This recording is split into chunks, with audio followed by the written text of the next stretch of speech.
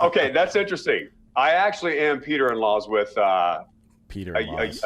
Yeah, Peter-in-laws with Derek Jeter. I'm proud to say. Yeah. Oh, me too. Yeah, I can join that club.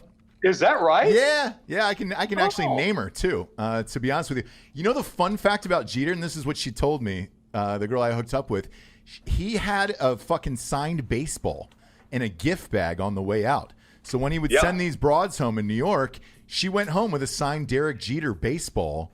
In a, it was like kind of like a Yankees gift bag. That's kind of like in-kind prostitution almost. Yeah, Right. it's polite, I like it. No, but I I like think that's why Jeter never got popped. You know what I'm saying? On like a national level, like nobody ever talked about it. He was always single. He waited until after his playing days were over to settle down with a Sports Illustrated swimsuit model. Yeah, because his best days were behind him. He ran through the city of New York. And I think you can do it if you establish yourself as a dirtbag all the way through, right? Well, you just can't be married and then fake it through. And then once you get caught, then everybody hates you. Well, what he was great at is he always gave the media an interview after the game. Mm-hmm. No matter what happened, he was always accountable. He was always friendly with the media. And if you do that, I don't care who you play for. If you're always friendly with the media, give them an interview, do not skip out when you have a bad game. Be accountable. They will leave you alone. But if you're an asshole and you're like A-Rod who will dodge the questions or not do questions at all, they'll fucking bury you. Oh, yeah. And that's what I found. And it's interesting about the Peter-in-laws thing. And it was probably 2001, 2002 in Tampa. And I just had sex with this girl and from the dollhouse, actually. She was a waitress at the dollhouse. Yikes. Don't ever fuck with the strippers. The waitresses are where it's at the strip clubs. Yeah, you got to. So, and I just finished having sex with her, and she told me, she's like, "Hey, you know Derek, right?" And I'm like, "Derek?" She goes, "Jeter." And I'm like, "Yeah." She goes, "Yeah, we've been kind of randomly hooking up from time to time. He doesn't call me back.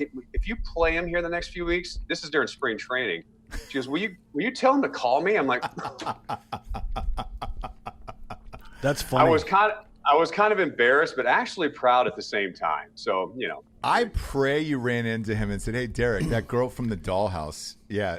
She asked me to return the I can imagine call. how that conversation would go. He's leading off first, and you're getting ready to take a throw over. No, so we were in New York. This was about 2 months later.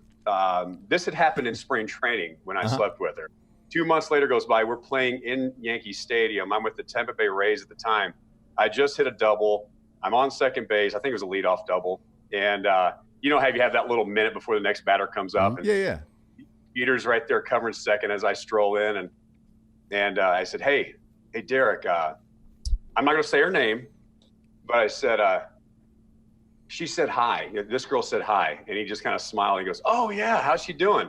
I'm like, she's doing pretty well. I've seen her a couple of times. Have you? She said for you to call her. And he just kind of laughed and walked away. That's not always a good conversation. Like if a random dude came up to me and said, "Hey, you remember that whatever girl's name that you used to fucking?" I'm like, "Oh boy, what happened? Is there a kid out there? Do I have AIDS? What's happening? Or is it both? Or is there a kid with AIDS out there?" There could be a kid with AIDS. Yeah. You never know. You never want to rule that out. I will say this: playing in got Tampa dark there. Bay. Yeah, we always do. We even cracked a Holocaust joke yet. We're 10 minutes in, so I think we're doing well. We're doing well today.